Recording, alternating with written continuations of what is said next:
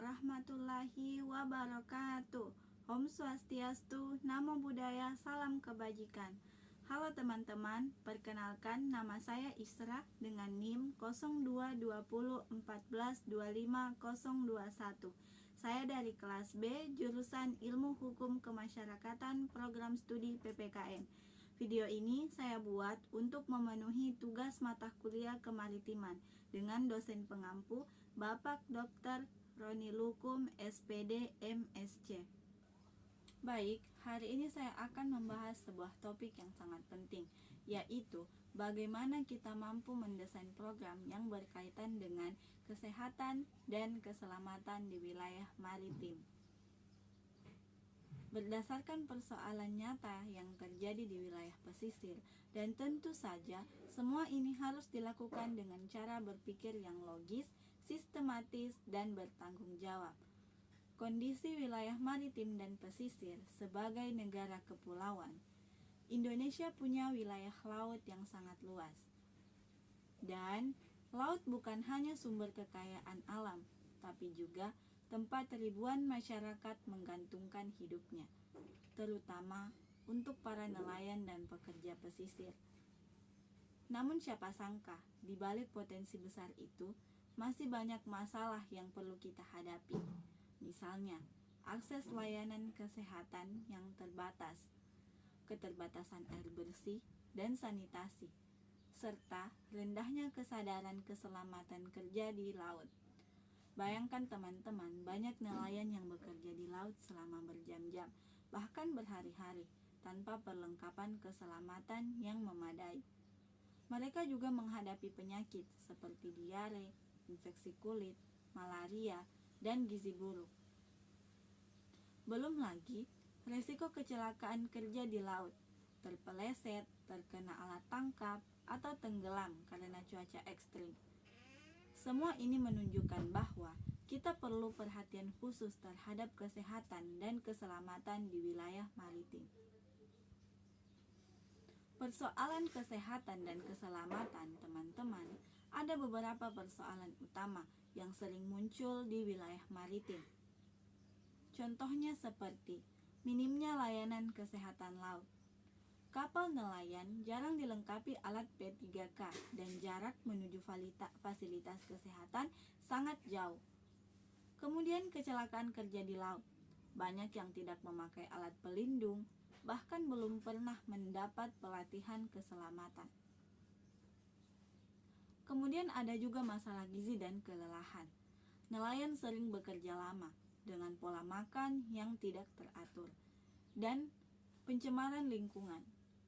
Limbah, minyak, serta sampah plastik mencemari laut, menyebabkan gangguan kesehatan pada masyarakat pesisir. Masalah-masalah ini menuntut kita semua untuk bertindak, bukan hanya menunggu ke pemerintah, tetapi juga berkontribusi lewat program yang dirancang dengan logika dan tanggung jawab. Berpikir logis, sistematis, dan bertanggung jawab. Nah, teman-teman, bagaimana cara mendesain program yang efektif? Yang pertama, kita mulai dari berpikir logis. Artinya, memahami masalah secara masuk akal, bukan sekedar menebak. Contohnya, ketika kita banyak nelayan terluka, kita jangan hanya bilang itu karena kecelakaan, tapi cari tahu dulu penyebabnya. Mungkin tidak ada pelatihan keselamatan atau alat kerjanya tidak layak. Kemudian, berpikir sistematis.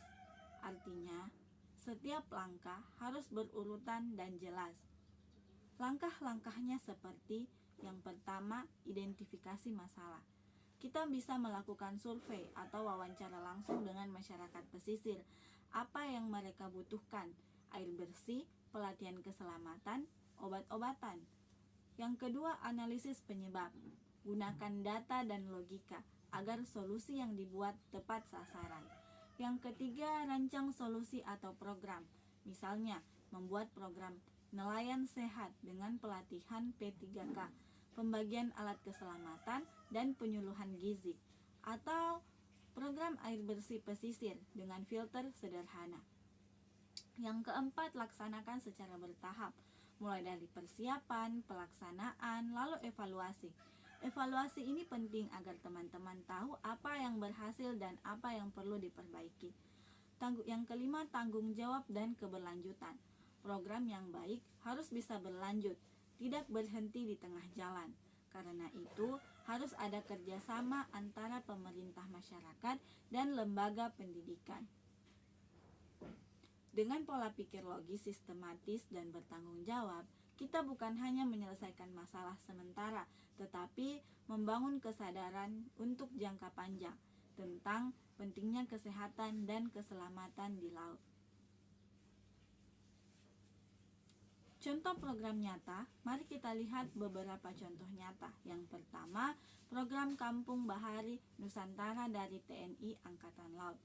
Program ini meningkatkan kesejahteraan masyarakat pesisir melalui pendidikan, ekonomi, dan kesehatan.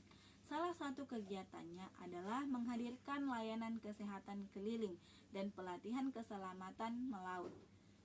Yang kedua, program Sehat Laut Kita. Di Sulawesi Selatan, program ini melibatkan mahasiswa kesehatan yang turun langsung memberikan penyuluhan tentang kebersihan, gizi, dan pertolongan pertama di kapal. Dan yang terakhir, kita sendiri juga bisa membuat program kecil, namun bisa berdampak besar. Misalnya, mengadakan pelatihan cuci tangan dan sanitasi air di sekolah pesisir, membuat poster keselamatan melaut, atau mengadakan pergerakan bersih pantai. Mungkin terlihat sederhana teman-teman, tapi cukup teman-teman tahu kalau dilakukan dengan niat dan konsisten, hasilnya bisa mengubah kebiasaan dan menyelamatkan banyak nyawa.